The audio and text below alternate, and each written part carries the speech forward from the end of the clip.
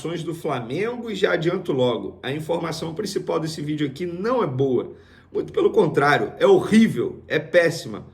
Péssima para você, torcedor do Flamengo, que quer ver o Flamengo campeão de alguma coisa nessa temporada, péssima para o técnico Tite, que já vem tendo problemas para montar as equipes durante os jogos, péssimo para o Flamengo, obviamente, a gente vai falar já já, envolve o atacante Luiz Araújo, que deixou o gramado ontem, ainda no primeiro tempo do jogo contra o Vasco, com dores no joelho, e a gente vai trazer informação sobre esse jogador, e repito, a informação não é nada boa. Vamos falar também de Gabigol, porque na entrevista coletiva, entre linhas, o Tite explicou por que ele não escala o Gabigol, e eu vou contar para vocês o que ele disse. E tem também inscritos na Libertadores. Quem será que foi inscrito? O Flamengo poderia fazer 3 mudanças na lista de inscritos.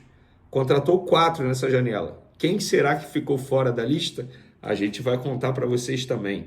Isso tudo e muito mais no vídeo de agora, mas antes gostaria de pedir para você se inscrever no canal, dar o like no vídeo e também ativar a notificação para compartilhar o vídeo com os amigos, com as amigas e ajudar o canal. Vamos para as informações. É o seguinte, galera, vou começar com o Matheus Bac.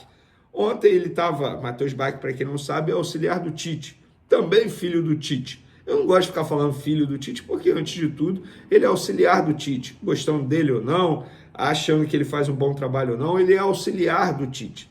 E ele estava ao lado do técnico Tite na entrevista coletiva ontem.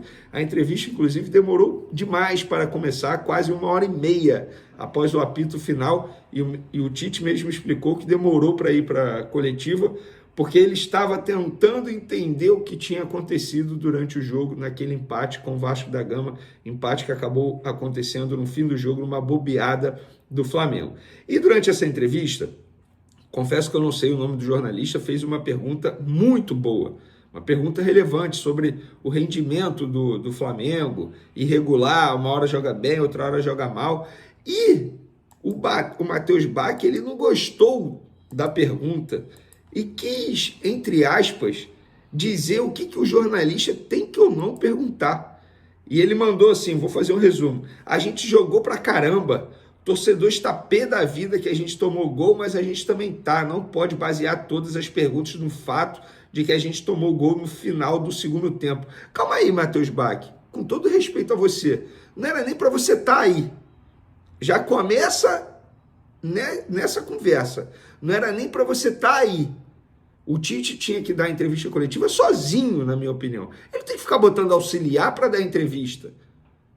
Ele tem que botar, quando é necessário falar da preparação física, aí bota o preparador físico. Agora, auxiliar para dar entrevista, e tem isso também antes do jogo, não era nem para o Matheus Bac estar ali.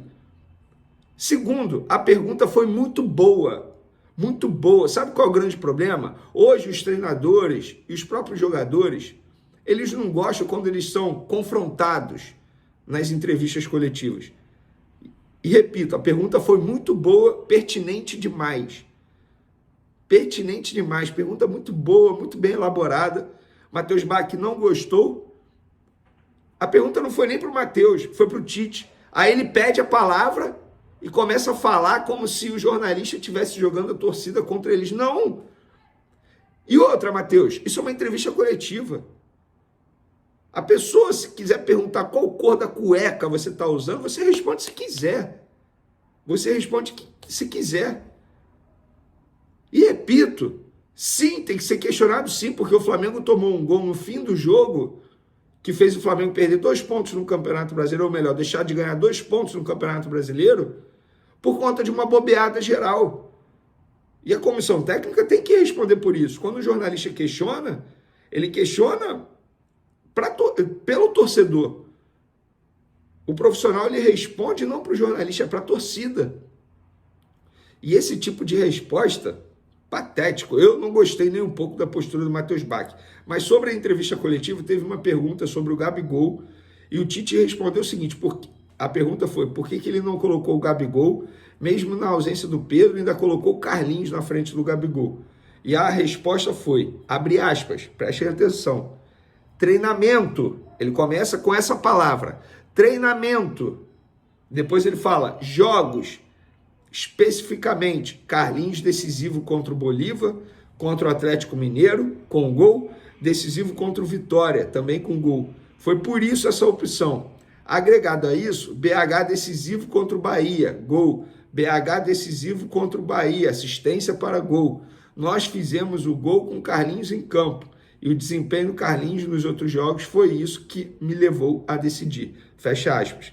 Gente, com outras palavras, o Tite está dizendo que não escala o Gabigol porque o Gabigol está treinando mal. A primeira palavra dele, ele responde, quem pegou no ar? Repito, a primeira palavra foi treinamento. E por que eu estou falando isso? Porque nós, jornalistas, a gente não pode mais acompanhar os treinamentos. Tudo que a gente tem acesso é através de informação. E não adianta o jornalista achar que ele tem acesso a tudo que acontece no ninho. É mentira, é balela. É balela. O jornalista que acha isso, ele está se enganando. E é óbvio que tem alguma coisa acontecendo no ninho do urubu que faz com que Tite não escale o Gabigol. Porque não faz o menor sentido o Carlinhos entrar na frente do Gabigol. Mesmo o Gabigol vivendo uma péssima fase, mas o Carlinhos, tecnicamente falando, não dá. Não é jogador para Flamengo. Então o Tite respondeu entre linhas, treinamento. Está na cara que o Gabigol está treinando muito mal e por conta disso o Tite não o escala. Tá na cara, pelo menos foi essa leitura que eu fiz dessa resposta do técnico Tite. Você concorda? Discorda? Pode comentar. Vamos lá, pessoal. O Flamengo enviou a lista de inscritos para a próxima fase da Libertadores. Lembrando que quinta-feira tem Flamengo e Peñarol no Maracanã, jogo de ida, 7 horas da noite, jogo extremamente importante pelas quartas de final da competição. E nos últimos dias, o Flamengo enviou a Conmebol toda a documentação necessária dos novos jogadores, das 3 mudanças que o clube pode fazer nessa fase da Libertadores. Na fase anterior, nas oitavas, poderia fazer até 5. E aí, nessa janela de transferência, o Flamengo contratou 4 jogadores, ou seja, um não seria inscrito, mas quis o destino ajudar Tite, comissão técnica e diretoria. Como o Michael está lesionado e só vai voltar em outubro, o Michael não foi o jogador inscrito. E aí o Flamengo optou por Gonzalo Plata, Alexandro e Alcaraz. Esses 3 atletas eles vão entrar nos lugares de Daniel Cabral, Vitor Hugo e também Igor Jesus. Esses 3 não estão mais no Flamengo. Daniel Cabral saiu em definitivo, o Vitor Hugo foi emprestado a um clube da Turquia e o Igor Jesus foi vendido ao Estrela Amadora, o mesmo clube, inclusive, que o Daniel Cabral se transferiu. Então, o destino acabou ajudando todo mundo. Michael ficou fora dessa lista. Faz total sentido, inclusive, elogiar novamente. Falei ontem no meu pós-jogo aqui no canal, mas quero falar aqui de novo, elogiar novamente a atuação do Gonzalo Plata e também do Alexandre. Esses 2 jogadores não disputavam uma partida oficial desde maio e jogaram muito bem. Gonzalo Plata foi bem pela ponta direita, quando atuou por ali. Durante o jogo ele passou para a ponta esquerda, foi bem também. O Alexandre foi muito bem na lateral esquerda, gostei demais da atuação dele. Inclusive, ele fez algo que eu pouco esperaria. Ele foi muito ao ataque, não é a do Alexandre. Mas ontem ele deu o cartão de visita dele, ele e o equatoriano Gonzalo Plata.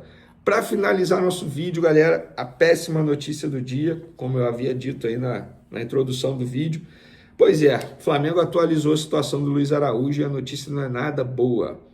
O Clube de Regatas do Flamengo informou que o atleta Luiz Araújo passou por exames que diagnosticaram uma lesão ostocondral, que é uma fratura da cartilagem no joelho direito. O atacante passará por uma artroscopia e seguirá o tratamento no departamento médico rubro-negro. Em outras palavras, apuração em cima disso aqui, porque o Flamengo não divulga grau, tempo de recuperação. Mas vamos lá. Me falaram no Flamengo pelo menos 1 mês fora, podendo ficar até 60 dias longe dos gramados.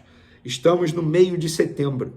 Supondo que ele volte no meio de outubro, o que é algo, assim, seria muito bom para o Flamengo, mas poucas chances de acontecer. A expectativa é que ele volte aí entre 6 a 8 semanas. É um jogador importantíssimo para o técnico Tite. Estava jogando muita bola. Muita bola. Jogar o Mauro Cubaca no Flamengo não é possível, cara. Mais um jogador fora. E dessa vez, gente, parem de questionar o departamento médico, na boa. Porque essa lesão foi uma pancada ali, não é muscular, não tem como. Acontece. Acidente de trabalho, digamos assim. E aconteceu com o Luiz Araújo.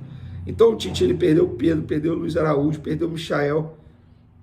O Flamengo, além de estar lidando com um péssimo calendário do futebol brasileiro, ainda está lidando com um acaso querendo prejudicar o clube. Só pode, cara. Não é possível essa quantidade de lesões, seja musculares, seja pancada, entorse, enfim. E por falar em lesão, na boa, cara, assim, eu sou apaixonado pelo futebol do Arrascaeta, para mim é craque, é gênio. Mas por que o Arrascaeta nunca está bem fisicamente?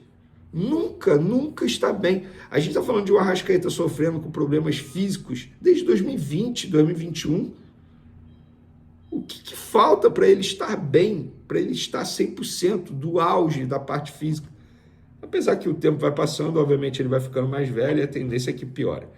Dito isso, galera, beijo para vocês, uma ótima semana. Quinta-feira temos emoção. Flamengo e Peñarol no Maracanã pela Libertadores da América. Valeu, galera, tamo junto e